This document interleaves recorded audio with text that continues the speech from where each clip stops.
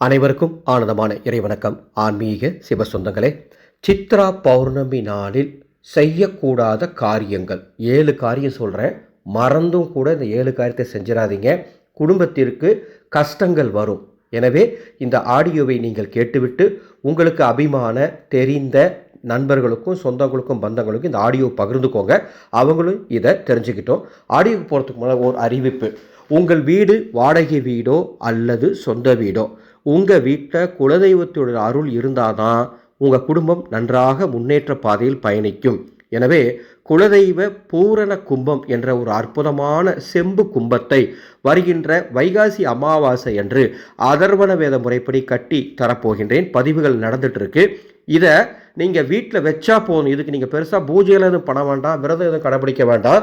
பூஜை அறையிலோ அல்லது பீரோவிலையோ அல்லது பணப்பெட்டிலையோ இது வச்சிடணும். 6 வருஷத்துக்கு இது அப்படியே இருக்கட்டும். அதன் பிறகு இதை அப்புறப்படுத்திடலாம். நிச்சயம் உங்கள் குலதெய்வம் உங்கள் வீட்டில் நிரந்தரமாக தங்கும். குலதெய்வம் தெரியாதவங்களும் இதை வாங்கலாம். பதிவு செய்ய மேலே உள்ள வாட்ஸ்அப் எண்ணுக்கு தொடர்பு கொள்ளுங்கள்.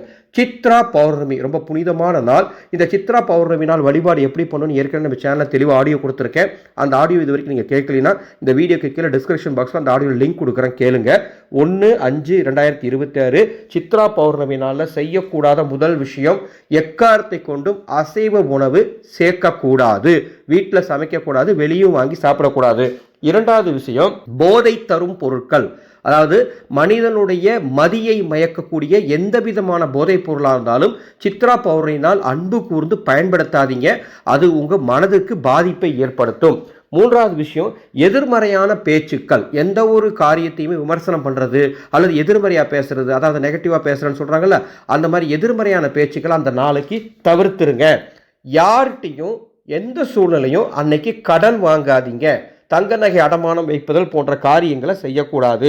5வது விஷயம், மரம் செடி கொடிகள் இதுகளை அன்று பறிக்கக்கூடாது, வெட்டக்கூடாது. அடுத்த விஷயம், சித்ரா பௌர்ணமி நாளில் தாம்பத்தியம் கூடாது. இறுதியாக சித்ரா பௌர்ணமி நாளில் நகம் வெட்டுதல், முகச்சவரம் செய்தல், முடிவெட்டுதல் போன்ற காரியங்களை செய்யாதீர்கள். இந்த 7 காரியங்களை செய்யாமல் இருப்பது உங்கள் குடும்பத்திற்கு நல்லது. மறந்தும் செய்து விடாதீர்கள். கண்டிப்பாக பண கஷ்டங்கள் குடும்பத்திற்கு வர அதிக வாய்ப்புகள் இருக்கு. எனவே அன்பு கூர்ந்து இதை பின்பற்றுமாறு கேட்டுக்கொள்கின்றேன். இறுதியாக ஒரு தகவலை கொடுத்துட்டு ஆடியோ நிறைவு பண்ணிக்கிறேன். குரு பகவான் வருகின்ற 2/6/2026 பயிற்சி ஆறாரு.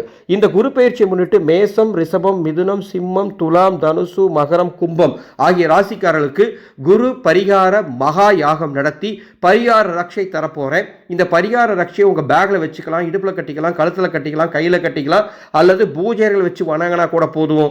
அடுத்த குரு பயிற்சி வரைக்கும் குரு பகவானின் அருள் உங்களுக்கு கிடைக்கும். பதிவு செய்ய மேலே உள்ள வாட்ஸ்அப் எண்ணுக்கு தொடர்பு கொள்ளுங்கள். மீண்டும் அடுத்த ஒரு பதிவில் சந்திக்கின்றேன். ஆனந்த மலரட்டும், ஆனந்த ஒளி பரவட்டும்.